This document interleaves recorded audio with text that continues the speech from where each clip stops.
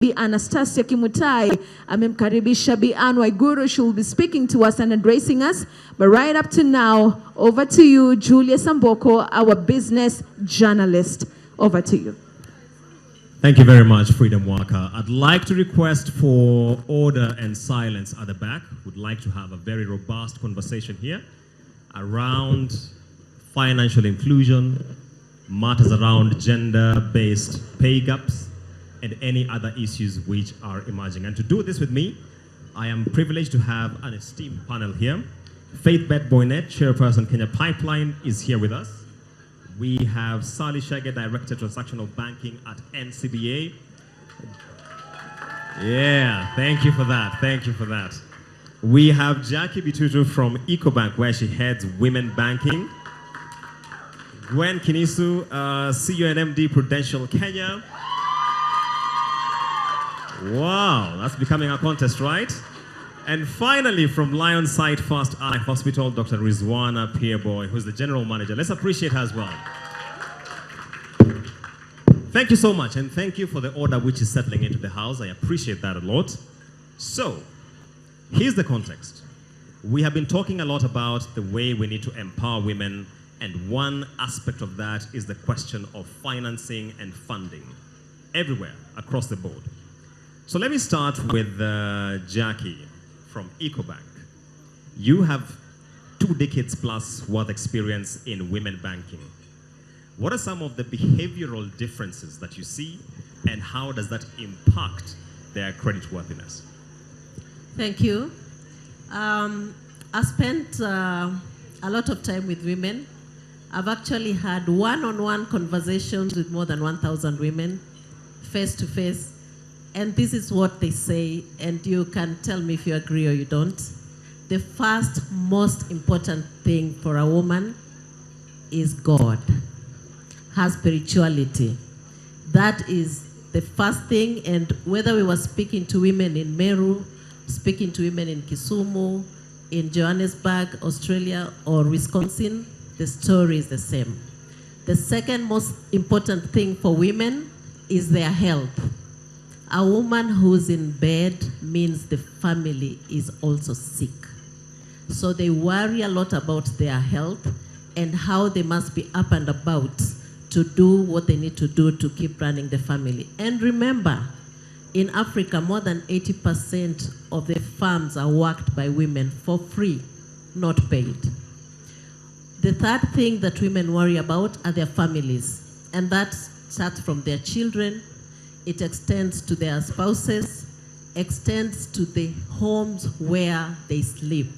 Women are so serious about this issue to the point that they say, you know, if my husband won't build, I'll build and put him inside the house. We must have a house.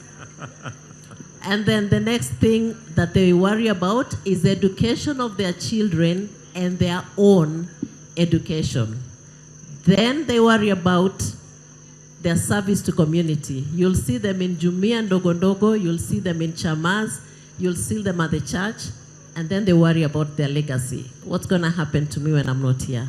Thank you. Jackie, let me hold you there, because all along I've seen Sally from NCBA nodding her head, almost approving anything. Sally, you wanna come in and chime in on that point? Good evening, everyone. Good evening, beautiful ladies. Once again, let's get some order at the back, please. Some order at the back. Thank you. Yeah, the reason I'm nodding my head is because I am in total agreement with what she's just said.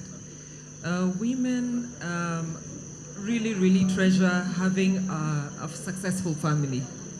They want to succeed. They want their children to succeed. And therefore, the reason why we have this discussion around economic empowerment is because a woman is really focused on driving, you know, that level of success. Women, we are contributing a lot to the economy. We are employees, we are farmers, we are running our homes, we are entrepreneurs.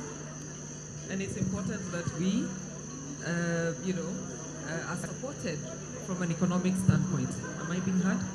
Yes. Can we have that mic, please, boosted a bit? You could take this one.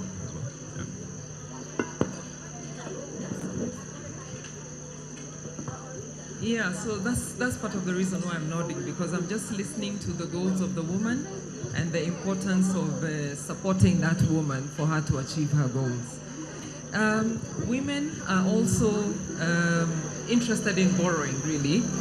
And what we see, because sitting in NCBA, we see that as they continue to grow their enterprise, they're interested in expanding their enterprise. They're interested in growing their funds. Again, I have a problem? No. Yeah. He's just saying you lift it closer to your mouth. Oh, he's saying I lift it. Okay. Yeah, they're interested in growing their businesses. They're interested in borrowing to educate their children, etc. So what we observe, and having looked at some of the studies, like for instance, the study done by FSD says a lot of these women are borrowing from, the mobile network, for instance. They're borrowing from chamas. They're involved in the community. They want to put up a water tank, for instance, to serve their water requirements. They go into chamas. They go into, self-help groups, and they put money together, and they buy these things that they require. So women are very entrepreneurial. They are very determined. She said they are determined. They are very, very determined for them to grow themselves, grow their community, and finally grow the future. That's why I was nodding. Thank you for that, Sally. We've heard from the banking and financial services side. Let's hear from the medical side. Dr. Rizwana, what interventions are you doing around empowering women economically? Okay, in our sector, and if I can speak to the healthcare sector itself, as you know, by and large, the healthcare sector already has a lot of women working at different levels. The way we try to empower them is by giving them alternative options for career growth, because sometimes they found themselves in a career just to be able to support the family. So what we do is give them alternative approaches to studying. We give them flexible approaches to studying, even online. Today with the digital platform, it's so much easier for women to be able to study at their own pace, at their own time, after they have taken care of their family and other needs. So we do this. The other thing that we do to create empowerment is to give them a little bit of peace of mind. When women come to work and they've had young children, they worry about this. So we've created a mom's room. We've created an internal SACCO. So these are some things that we have created within the institution, including multi-faith prayer areas, because some people, as we were told already, women care about their faith. So we've created all these things within the environment of the hospital so that women can take care of that, have peace of mind, and still be able to deliver on their career and grow on their goal. So these are the things that we look at, and we continue to see what else we can do to grow them. Thank you, Dr. Rizwana. Let me come to Gwen right to my left here. Financial literacy is a very core component of this discussion. What are some of the things Prudential is doing to enhance financial literacy, especially among women? Okay. Good evening, everyone. Good evening, Justin. So at Prudential, we believe that we're a purpose-led organization.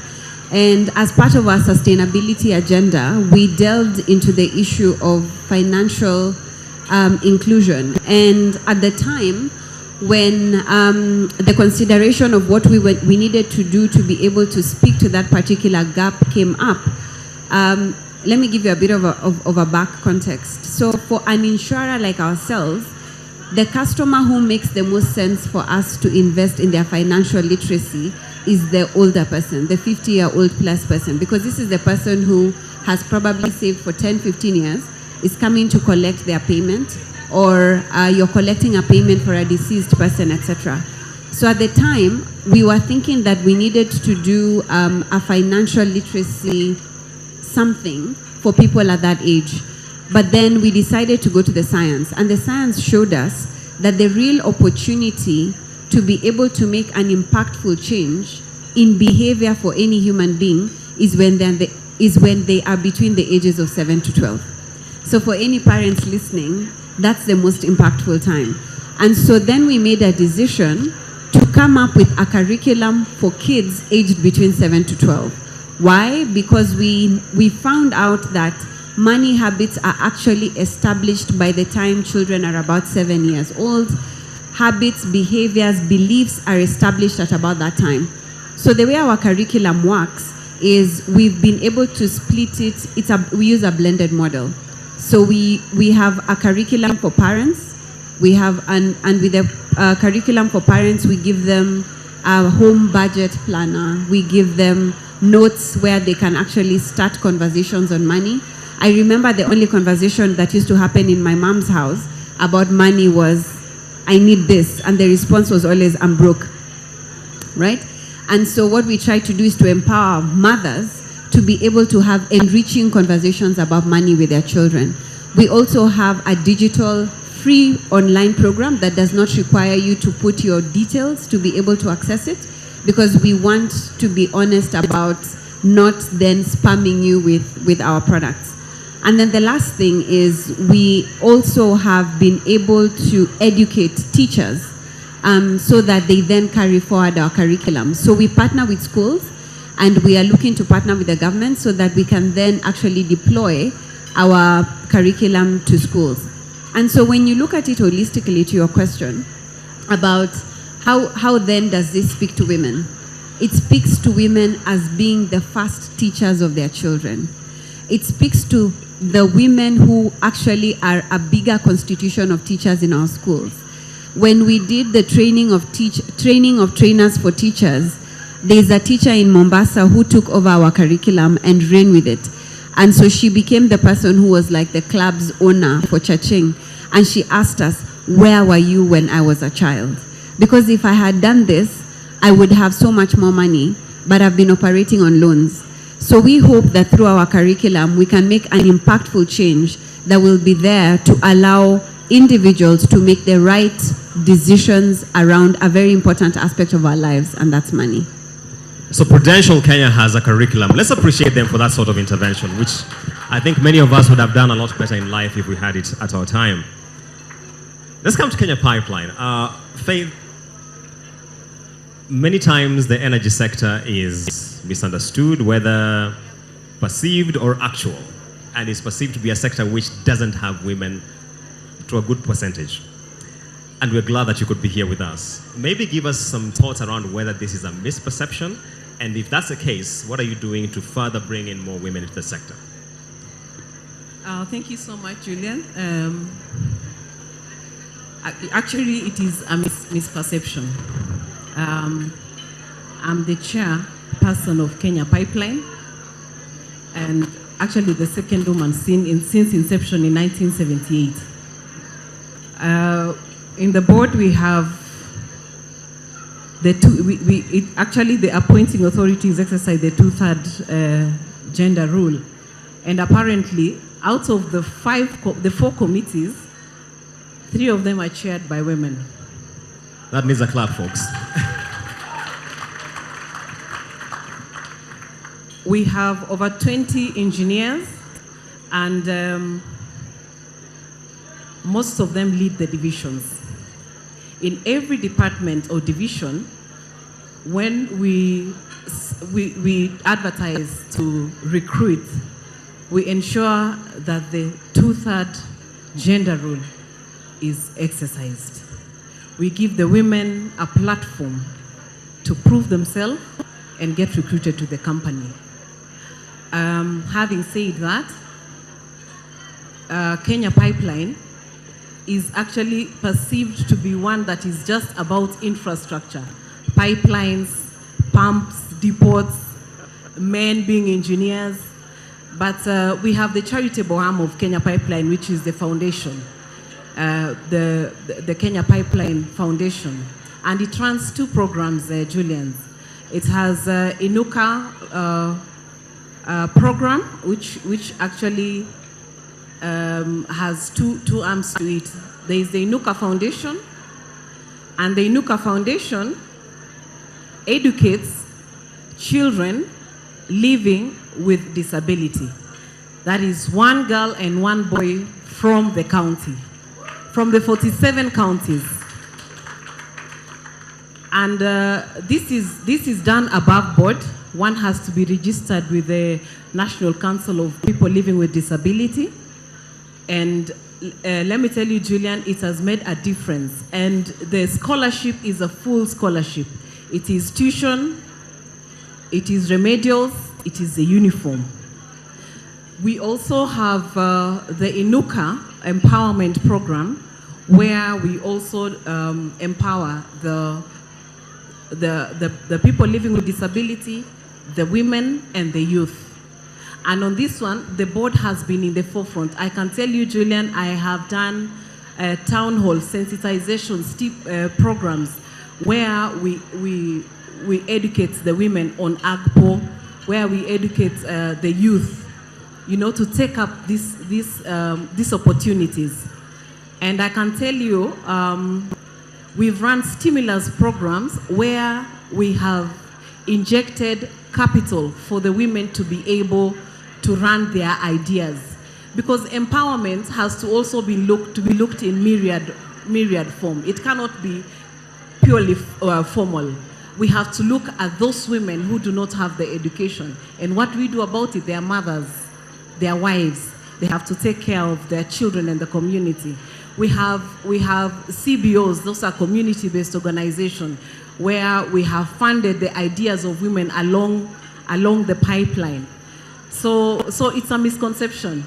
It is not all about pumping fuel and pipelines and pumps. It's also about touching the lives, sustainful, impacting the society. Thank you, Faith. We managed to get some noise down there at the back. It's coming back. Please, let's have silence at the back, please. Let's have silence. Thank you so much. We began so well, but the crescendo keeps rising every time. So thank you, thank you. Now, let's keep it that way. Thank you. Let me come to Jackie. Now, a while ago, I had a conversation with the former governor of the central bank, and he mentioned something which was very interesting to me. The bulk of mobile money transactions in this economy happen between 3 a.m. and 6 a.m. The bulk of them are done by women. Speak to us about this habit and what tech does when it comes to women, in particular in finance. Let's keep quiet, please. Thank you. Thank you for asking that. Can you hear me? Yes, we can. That was my way of saying I like being listened to. So it's very true what the central bank found out. A big percentage of women transact before banks open. Let's say, for example, a woman who's trading at Kikomba. They always say that the phone is the first husband or the second one. It's usually in bed. I hope it's the second one. Second one, eh? So they will do all the transactions before they sleep. First, they do the first few transactions before midnight because of the limit, and then they do the next transactions just after midnight before they start taking their children to school. By the time you find a woman going to pick her goods, whether it's from Garissa Lodge, wherever it is, they already paid long time ago. But what can banks and other financial institutions do to capture this market? Remember that the relationship women have with banks is as follows. You don't care about me when I'm struggling. You watch me as I progress. Then you come and give me a loan. And then when I default, you take my stuff. So that lack of trust kind of relationship can be dealt using technology. So what financial institutions are doing now is looking at the woman holistically. Because if we go into looking at the woman and how she transacts in the bank, we'll only get less than 30% of her transactions. A woman will receive money today if she's selling handbags, send some to the mother before putting it in the bank account. Send some to the house girl before putting it in the bank account. They will mix their business and personal. When they come to an institution to look for a loan, what do we ask for? Collateral. A bank statement and collateral, which they don't have. But they have data which is at different points. So fintechs, telcos, and banks will play a great role in capturing this market and trying to lend to women in the way that they understand. Thank you. Sally, this is right at the center of what you do. When we go to the bank, she's saying we will ask for statements and collateral. What is NCBA doing about this, especially when it comes to lending to women? NCBA is a big technology lender, actually, a digital lender. We're in partnership with Safaricom. And through this partnership, we disburse loans, micro loans digitally. And in our observation, when we look at the statistics, is that actually more women are borrowing than men. Yeah, so it's about 51%. More women are borrowing than men. However, the values are much less than the values that the men are borrowing. In terms of repayment capacity, the behavior is the same. So there's quite a bit of credibility around women and a bit of credibility around them being able to pay their facilities. So to Jackie's point, it's true. We have to look at alternative ways in which we can collect information on the credit history for the woman customer. But also, we must come up with programs to support the women, because we also know that collateral is a challenge. Women don't have property, they don't have collateral. So one of the things we've done at NCBA is that we entered into a partnership with Africa Guarantee Fund. And through this partnership, we're able to facilitate lending to especially women without need for them to generate collateral that's equal to the facility. So women can borrow, there's a guarantee. Therefore, it removes a very specific barrier, which is a need for collateral, which is the challenge that the women have. So because we have this guarantee, then women can borrow with much, much less from a collateral standpoint. So that's one of the key things that we've done to support women. But beyond that, there's a lot that we also do from a capacity building perspective. We educate women, we run women programs to just increase their capacity. We run general programs as NCBA, for both women-owned businesses and men-owned businesses. We have a partnership with Strathmore School where we educate SMEs, we help them formalize, we help them learn how to keep their books. We help them learn how to, conduct marketing for their business, expand their businesses, etc. It's not specific to just women, but we're inclusive. So if we have women customers and men-owned businesses, all of them are supported. We also take our customers for trips abroad, for them to meet, to open new markets, meet additional suppliers for their whatever business that they do, build new relationships, etc., etc. So there is quite a bit that's happening in that space. Again, inclusive. It's both men and women, and we treat the women really fairly as we go about this process.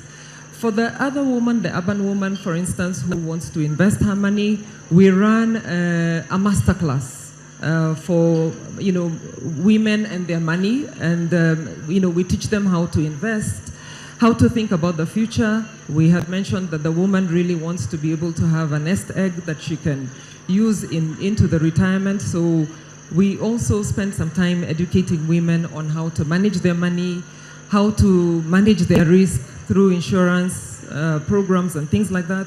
And and that way we really, really support the women so that they can build a credible history over time for them to be able to continuously borrow. Thank you, Sally, for speaking a lot to the subject of de-risking lending to women. And that's why I want to bring in Gwen, because you're on the side of the financial services where you underwrite risk. What are some of the trends you're seeing in terms of uptick of products like insurance among the women? If you could give us some flavor around that. As I asked for at the back, let's have silence once again. We keep on moderating, then we pick up again. Yeah. Thank you for that question. And I think even as I answer that question, it's interesting because the findings you have are the findings we have. That the highest needs of women revolve around family, revolve around health, revolve around legacy. Now, for us at Prudential, what we've seen is that it's not only important for us to have a diversity and inclusion proposition and strategy, it's also important that we're able to lead from the front. But inadvertently, we have found that the people who distribute our products from a retail perspective, so you and me, we have more women than men. Our highest performers are more women than men. And when you talk about the biggest buyers of insurance, we've found that even though the woman may not be the one paying the premium, she is a principal decision maker in how that is done, because she's having conversations in the home around, let's put some money in an insurance policy for education for our children. But then we also have legacy planning, right? And we're also finding, and I'm happy that it's a bit more balanced out, we're finding that people are now, especially at a certain economic level, are now trying to move away from the conversation of, I'm going to leave my children plots and houses, etc. And they're saying, let me leave my children an insurance policy so that they don't fight when I'm gone. And when I am gone, it's very clear to the insurance company how they should pay out my benefits. So I think we still have a long, long way to go in terms of ensuring that across every single layer, women are represented. I think I heard somebody say that we have made more advancement in the workplace than we have made in the home. Okay? Now, what that means is that whereas there's a big drive to ensure that there is a female inclusion in the workplace, we are also negating what that means at home, because you cannot have women ascending the corporate ladder if they do not have the support they require at home. Because for me, if I'm not here and my nanny calls me and tells me there's no salt, it's a big emergency. It might not be for you because you've outsourced that to somebody else, right? So even at the workplace, if your children are falling behind with school, or if a child is sick, etc., back to the needs that women are looking for in insurance, it's then a woman who's probably going to be the one to make a decision to stay at home as opposed to the man if they are both going to work. So I think there's a balance between how do we de-risk, but also fundamentally, can we afford to de-risk? And what are the layers that support that? De-risking is materially an affordability question. Very, very good point there. And that's why I want to bring in Dr. Rizwana. She's given us the finance side. But when you talk about access to quality and affordable healthcare service, what does this look like on a day-to-day? Because you look at it, and how does it impact the welfare of women? Well, access to quality and affordable healthcare affects women a lot. And from what we see, especially where we go out into the rural areas where we run our camps for the women, what you find is a lot of them could be battling various levels of, for example, eye blindness. But because they can't afford it, they're not able to come and reach out. Yet, when we run the camp and we bring them,